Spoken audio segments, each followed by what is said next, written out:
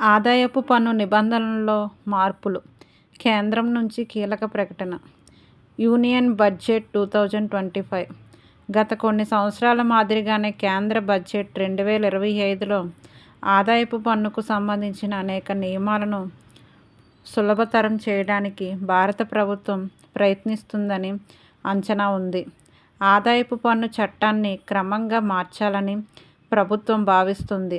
Capital gains tax, withholding ట్యాక్సెస్కు సంబంధించి ప్రభుత్వం ఇప్పటికే నిబంధనలను సవరించింది. ప్రభుత్వం ఇప్పటికే ఎలాంటి మినహాయింపు లేకుండా కొత్త పన్ను విధానాన్ని అమల్లోకి తెచ్చింది. ఫిబ్రవరి 1న సమర్పించనున్న కేంద్ర బడ్జెట్ పాత పన్ను విధానంలో పన్ను చెల్లింపుదారుల ఆసక్తిని తగ్గించేందుకు ఆదాయపు పన్నుకు సంబంధించిన నిబంధనల్లో మార్పులు తీసుకువస్తుందని పన్ను చెల్లింపుదారులు భావిస్తున్నారు. కొత్త పన్ను విధానంలో స్లాబ్లలో మార్పులు. కేంద్ర ఆర్థిక మంత్రి నిర్మలా సీతారామన్ కొత్త పన్ను విధానంలో పన్ను స్లాబులు లేదా రేట్లను మార్చవచ్చు. అయితే పాత పన్ను విధానాన్ని అలాగే ఉంచవచ్చు లేదా పన్ను విధానాన్ని పూర్తిగా తొలగించాలని నిర్ణయించుకోవచ్చు. మూడవ ఆస్తిని కొనుగోలు చేసిన తర్వాత వర్తించే నోషనల్ అద్దె ప్రాతిపదికన పన్ను విధించే ప్రస్తుత నిబంధనలు ఇప్పటికే కొనుగోలుపై ఆస్తి పన్ను వర్తిస్తుంది కాబట్టి నిలిపివేయబడవచ్చు. అలాగే నోషనల్ అద్దెను నిర్ణయించడానికి ఎలాంటి ప్రమాణాలు సిద్ధం చేయలేదు.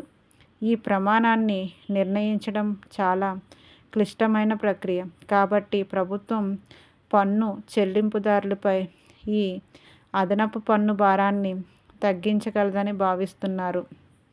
పేపర్ వర్క్ పన్ను నియమాలను తగ్గించే పరిష్కారాలు చాలా క్లిష్టంగా ఉంటాయి. పన్ను చెల్లింపుదారుల సమయం, డబ్బు రెండింటినీ వృధా చేస్తాయి. వారు చాలా డాక్యుమెంట్స్ను సమర్పించాలి.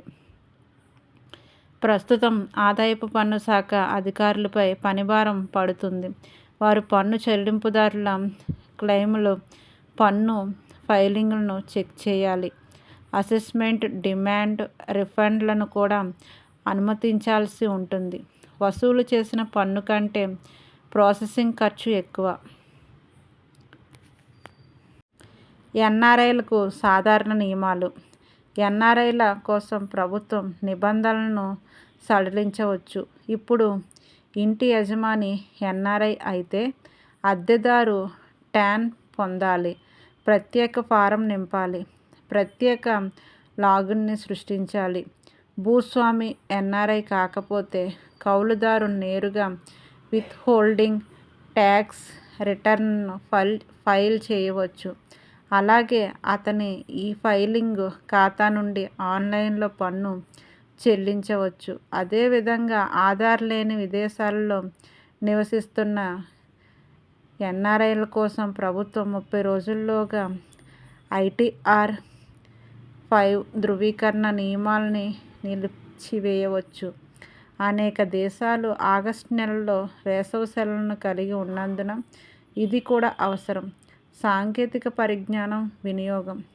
ఆదాయపు పన్ను నిబంధనలను సులభతరం చేయడానికి కేంద్ర ప్రభుత్వం కృత్రిమ మేధస్సు, ఇతర సాంకేతికతలను ఉపయోగించవచ్చు.